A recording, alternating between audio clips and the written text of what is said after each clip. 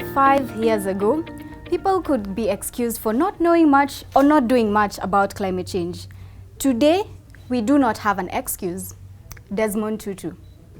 With climate change becoming an even bigger problem as the years go by, what strategies do we have in place to combat this crisis? Are they all for glamour, or does the Clamour actually yield results? Is it all for fame? Is it a game, or does it actually have an aim? Research by Plan International shows that 8 out of 10 people have combated climate change in one way or another. Think about it. Are you part of the 8? When is the last time you did something to reduce the effect of climate change? I don't know, perhaps recycle the water bottle? Statistics show that the Generation Z and Millennials are the main activists, with 32% of Generation Z and 28% of Millennials taking some action. However, climate change activism is not a novel idea. It's been around right from the 1900s. In 1977, the Green Belt movement was started by Professor Wangari Maathai. At that time, it began as a small movement for 40 women to plant trees. Why, you would ask? Simply because they realized their streams were drying. This was the only way they would sustain their families and get food. They saw the problem, they took action. If you would have told Professor Wangari Maathai that she would win a Nobel Peace Prize in 2004 for such actions, she probably would have laughed. In fact, I'm probably speaking to future Nobel Peace Prize winners. Just remember me when you give your speech. The Green Belt movement went on to become a global movement, being recognized at the international level.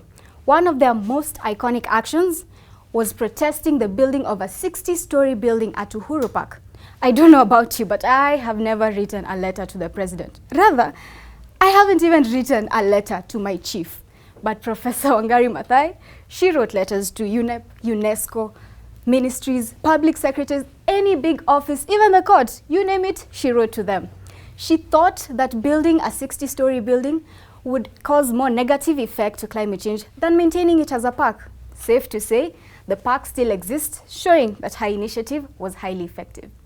She inspired quite a number of activists globally, one of them being Winnie Atesi.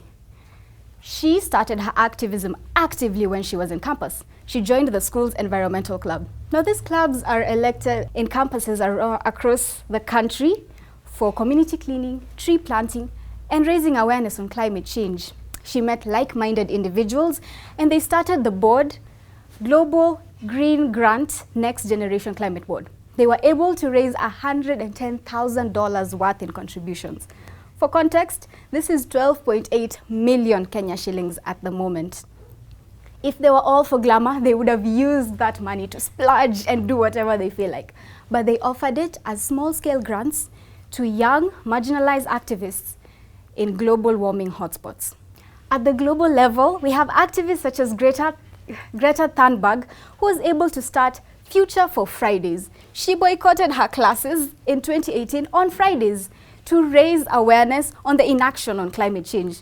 It was only a matter of time before other students joined her and created the largest chain climate change activism trend in the world to date. That was in 2019. It involved over 150 countries with over 4 million students.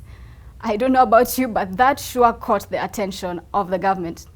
The list of protests and initiatives that have been taking place is endless. A Native American proverb says that we do not inherit the earth from our ancestors. Rather, we borrow it from our children. Knowing that, and that these initiatives work better when they are bold, start small, and cause a chain reaction. We all have a part to play. Why not do your part and combat climate change today? After all, as many activists would tell you, we do not have a planet B.